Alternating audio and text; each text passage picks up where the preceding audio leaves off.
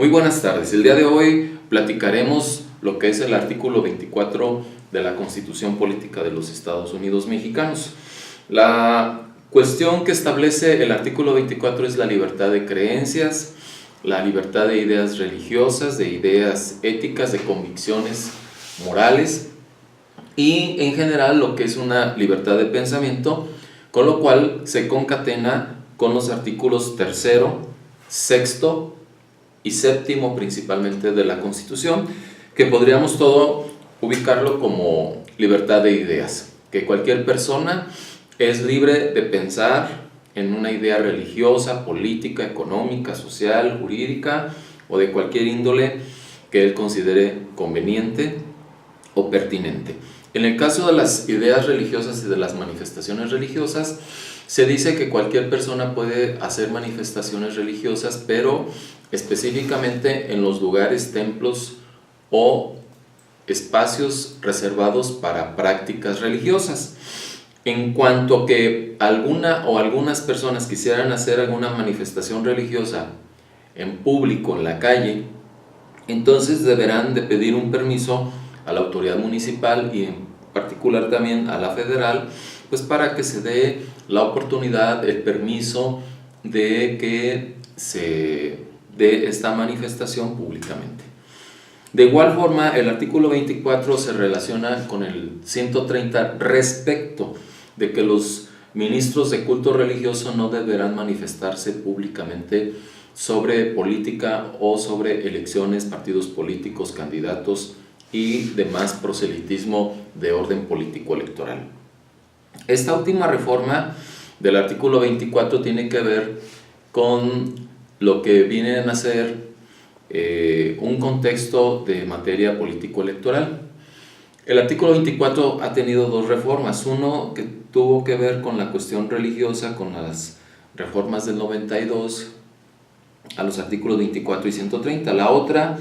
tuvo que ver con la reforma político-electoral, entonces todavía era presidente el licenciado Felipe Calderón,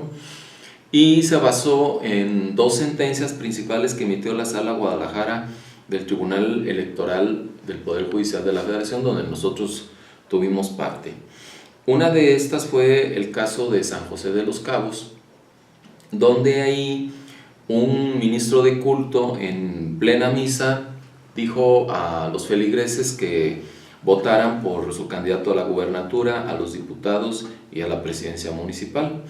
En ese sentido, la posición de un servidor fue de que se violaba el artículo 130E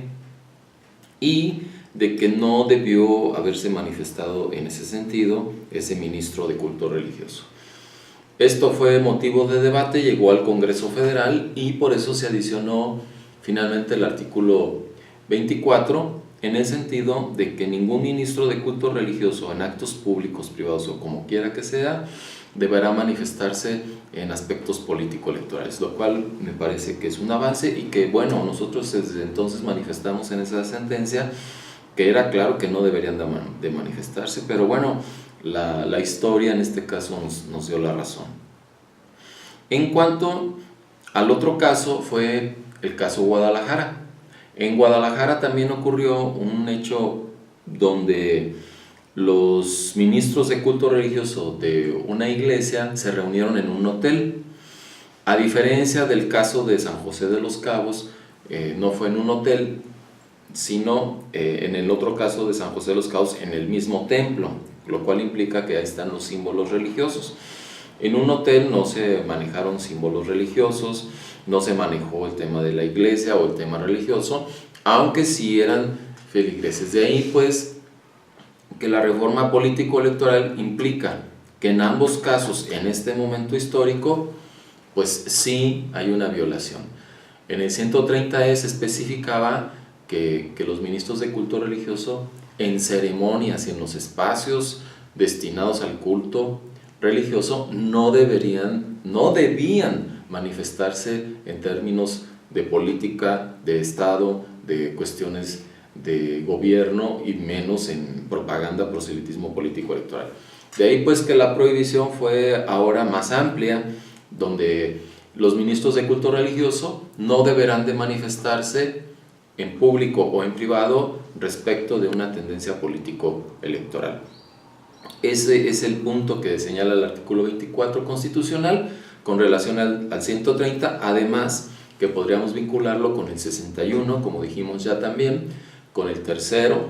con el sexto y el séptimo de la Constitución de nuestro país, que podríamos hablar de la libertad de pensamiento en términos generales y en específico el 24, el pensamiento religioso, creencias religiosas, convicciones de orden de culto o ideas morales, éticas y cuestiones que tienen que ver en general con una convicción personal.